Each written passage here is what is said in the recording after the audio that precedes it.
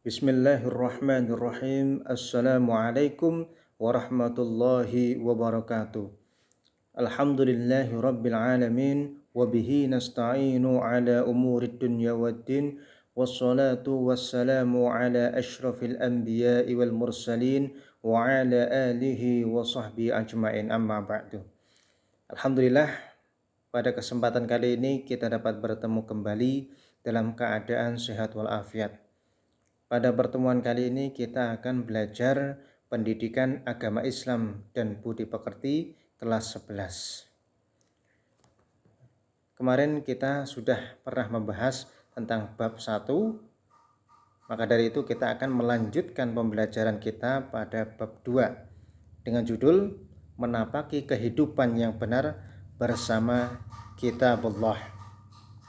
Dalam surat Al-Isra ayat ke-9 dijelaskan, A'udzu billahi minasyaitonir rajim. Bismillahirrahmanirrahim. Inna hadzal qur'ana yahdi lillati hi aqwamu wa yubashshirul mu'minina alladzina ya'maluna shalihati anna lahum ajran kabiran. Baik. Dalam ayat tersebut kita akan belajar tentang kebenaran kitab suci Al-Quran.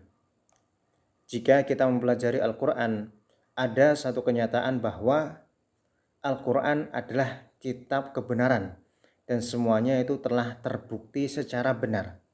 Fakta-fakta ilmiah serta berita mengenai peristiwa masa depan yang tak akan mungkin diketahui oleh semua orang pada masa lalu itu dinyatakan dalam ayat-ayat Al-Quran.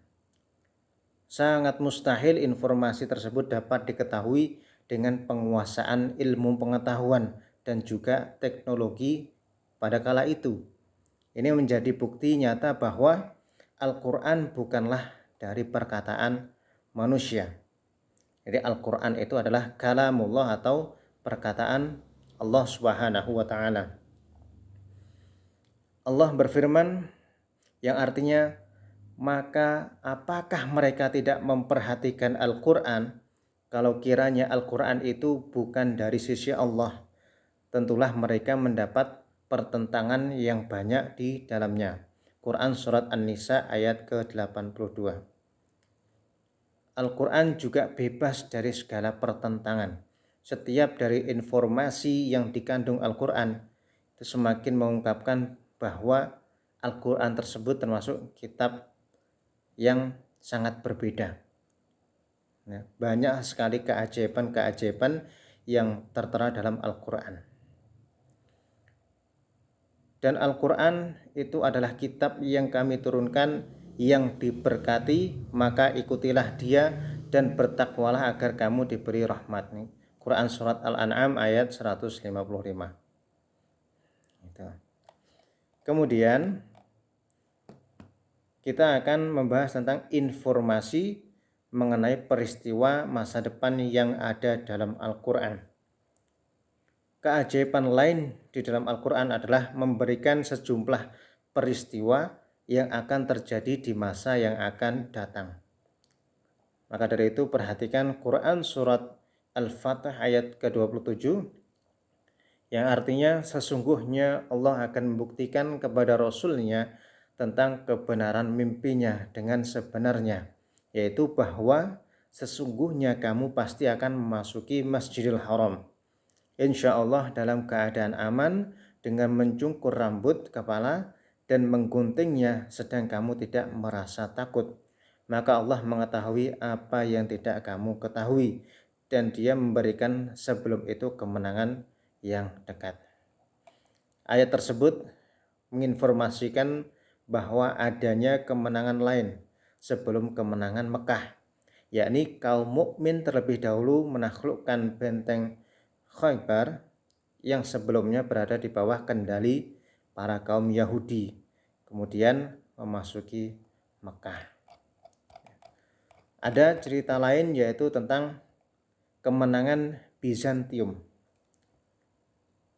Dalam Quran Surat Ar-Rum ayat 1-4 yang merujuk pada kekaisaran Bizantium, wilayah timur kekaisaran dari Romawi. Melalui ayat ini disebutkan bahwa kekaisaran Bizantium mengalami kekalahan yang besar, tetapi setelah itu akan memperoleh kemenangan. Dalam Quran Surat Ar-Rum ayat 1-4 yang artinya Alif Lam Mim, telah dikalahkan bangsa Romawi di negeri yang terdekat, dan mereka sesudah dikalahkan itu akan menang.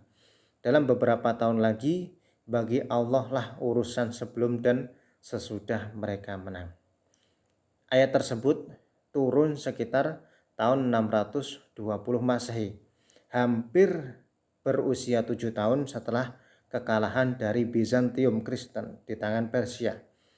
Pada saat Bizantium itu kehilangan Yerusalem, kemudian Bizantium dalam waktu dekat akan menang.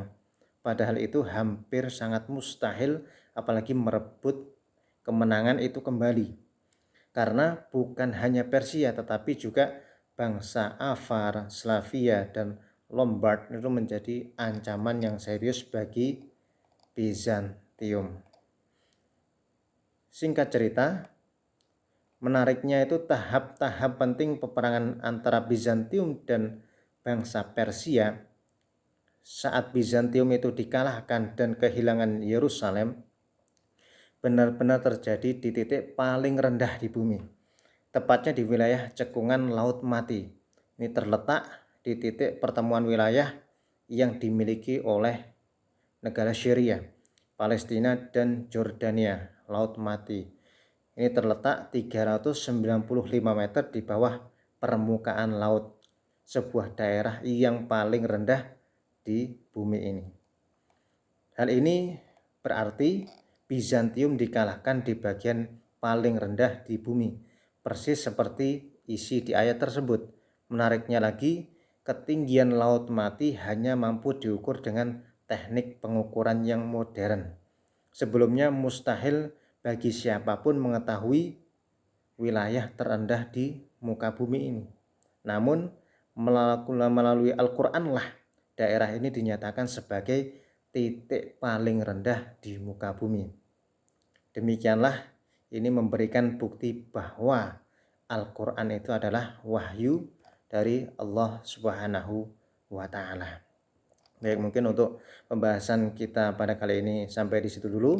Pembahasan selanjutnya nanti kita akan membahas tentang pemahaman arti dari kitabullah, kitab-kitab Allah itu apa saja.